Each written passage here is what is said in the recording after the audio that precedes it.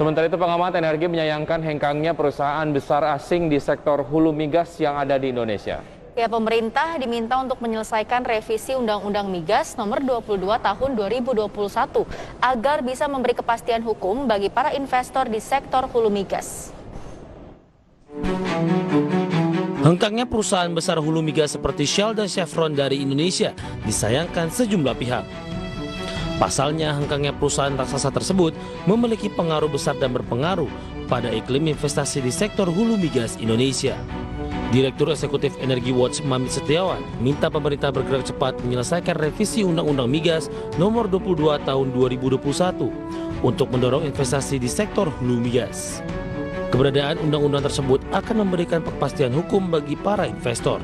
Selain itu, pemerintah juga harus menyelesaikan masalah perizinan investasi yang masih menjadi penyebab sulitnya realisasi investasi di Indonesia, serta memberikan prioritas pada kebijakan fiskal di sektor hulu migas. Kita harus membuat kebijakan-kebijakan, pemerintah harus membuat kebijakan-kebijakan yang memang sangat menarik bagi investasi. Salah satu poin penting saya kira revisi Undang-Undang Migas Nomor 22 Tahun 2021 harus segera diselesaikan karena ini bicara tentang kepastian hukum untuk iklim investasi di Indonesia.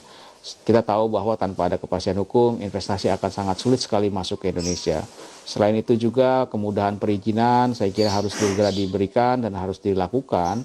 Karena saat ini masih ada kurang lebih 130-an perizinan yang harus dilalui ketika kita akan berinvestasi di Indonesia.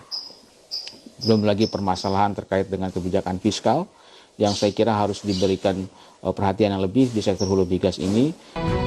Mamit meyakini jika pemerintah serius mendorong investasi di sektor hulu migas tumbuh, maka sektor hulu migas akan memberikan kontribusi bagi pendapatan negara.